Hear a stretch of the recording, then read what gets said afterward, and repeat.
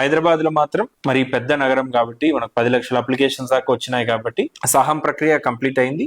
ఇంకా 5 లక్షల అప్లికేషన్స్ దాకా వెరిఫై చేయాల్సింది ఉంది. మీ ఇల్లు కూడా మీరు హైదరాబాద్, సికింద్రాబాద్, హైదరాబాద్ మహానగరంలో ఉన్న వాళ్ళైతే మీరు అప్లై చేసి ఉంటే మీ ఇల్లు కూడా త్వరలోనే ఇంకా వారం 10 రోజుల్లో ఆఫీసర్స్ వస్తారు. ఈ 10 రోజుల్లో మీ ఇల్లులు, మీ వాస్తవ పరిస్థితులు కూడా సేకరించడం జరుగుతుంది. సో హైదరాబాద్ లో చాలా మంది మా ఇంటికి రాలేదు, మాకు వస్తారా లేదా అట్లాంటి ఆందోళనలు ఉన్నారు. మీరు ఎవరు ఆందోళన పడనక్కర్లేదు. హైదరాబాద్ లో మాత్రం ఇంకా ఈ ప్రాసెస్ అనేది కొనసాగుతుంది కాబట్టి మీ ఇల్లుకి ఖచ్చితంగా వస్తారు. వచ్చి అందరిది వివరాలు సేకరించిన తర్వాత మాత్రమే వార్డ్ సభాస్ అనేది ఉండే అవకాశం ఉంటుంది. సో మిగతా జిల్లాలన్నీ ప్రాసెస్ పూర్తి అయింది కాబట్టి వచ్చే 26వ తారీఖు మన గణతంత్ర దినోత్సవం సందర్భంగా ప్రతి గ్రామంలో నిర్వహించే గ్రామ సభలో ఈ లిస్టులన్నీ కూడా మీకు చదివి వినిపించడం జరుగుతుంది. సో దీంట్లో ఏమైనా చిన్న చిన్న మిస్టేక్స్ ఏమైనా ఉంటే అది కూడా మీరు పాయింట్అవుట్ చేయడానికి అది ఒక మంచి అవకాశం అన్నమాట.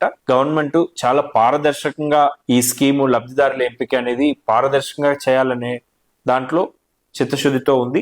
దానికే ఈ గ్రామ సభాస్, వార్డ్ సభాస్ పెట్టడం కూడా గతంలో ఎప్పుడు లేని విధంగా అందరి దగ్గర ఇంటి దగ్గరనే వెళ్ళి అప్లికేషన్స్ తీసుకోవడం, మళ్ళీ ఇంటింటికి వెళ్ళి వెరిఫై చేయడం, దాంతో పాటు వెరిఫై వెరిఫై చేసి వివరాలు సేకరించాము, ఇది ఒకసారి మీరు సరి చూసుకోండి అని గ్రామ సభలో పెట్టడం అనేది పారదర్శకంగా గవర్నమెంట్ ఉంది అనే దానికి నిదర్శనం. ఈ బెనిఫిషియరీ సెలక్షన్ ప్రాసెస్ కూడా ఏదో ఒక రకంగా ఏదో జస్ట్ సిఫార్సుల పేరు మీదనో అట్లా చేయాలని అనుకుంటే గవర్నమెంట్ ఇంత ఇన్స్పెక్షన్, వెరిఫికేషన్స్ చేసేది కాదు. చాలా అబ్జెక్టివ్ గా గౌరవ ముఖ్యమంత్రి గారు కావచ్చు, మంత్రివర్యులు కావచ్చు ఎప్పుడు కూడా చెప్తుంటారు, బహుపేదలకి ఫస్ట్ దఫాలో ఇవ్వాలి అనే దాంట్లో కమిటెడ్ గా ఉన్నది ప్రభుత్వం. సో ప్రతి ఒక్కరి దగ్గరికి వెళ్ళి వాళ్ళ డీటెయిల్స్ అన్ని కూడా సేకరించడం వెనక కూడా అదే ఆలోచన అనేది ఉంది. ఈ యాప్ ఫోటోస్ తో పాటు జియో ట్యాగ్, జియో లొకేషన్స్ అంటే ఒకటే ఇల్లుని 2-3 ఫొటోస్ ఇదే మా ఇల్లుని చూపించేదానికి అవకాశం లేకుండా దాంట్లో ఉన్న GPS కోఆర్డినేట్స్ కూడా క్యాప్చర్ చేయడం జరిగింది. అలానే ఆ ఫొటోస్ ని ఆర్టిఫిషియల్ ఇంటెలిజెన్స్ ద్వారా రీడ్ కూడా చేయడం జరిగింది. అంటే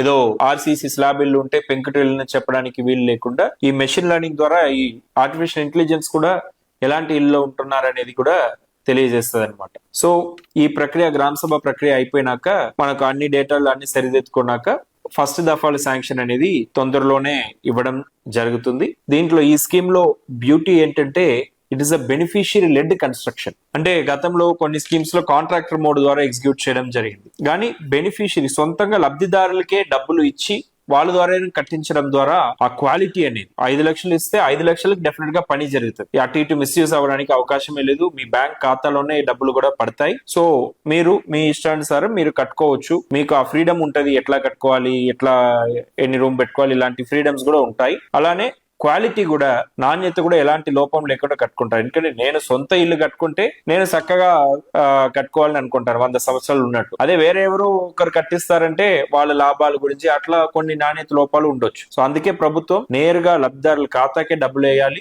బెనిఫిషియరీ లెడ్ లబ్ధిదారుల ద్వారా ఈ కట్టడం అనేది ఈ స్కీమ్ అనేది తీసుకొచ్చారు. సో దీంట్లో ఎలాంటి అంటే మీరు ఎవరి చుట్టూ తిరగనక్కర్లేదు, ఎవరికి ఏమి ఇవ్వనక్కర్లేదు. మీకు ప్రభుత్వమే, మీరు అర్హులైతే, మీరు ఎలిజిబుల్ అయితే డెఫినెట్లీ మీకు శాంక్షన్ ఇచ్చే బాధ్యత అనేది ప్రభుత్వమే తీసుకున్నది. సో మీరు ఎవరిని నమ్మి మోసపోవద్దని కూడా నేను ఈ సందర్భంగా మీ అందరిని కూడా కోరుతున్నాను. ఈ ఎంటైర్ ప్రక్రియ కూడా పారదర్శకంగా, అసలు పేదవాళ్ళు, గూడు లేని వాళ్ళకి ఇల్లు కట్టించే ఈ పథకం అనేది చాలా అబ్జెక్టివ్ గా, టెక్నాలజీ ఓరియంటెడ్ గా ఇది వెళ్తుందనే దాంట్లో ఎలాంటి అనుమానాలు అవసరం లేదు.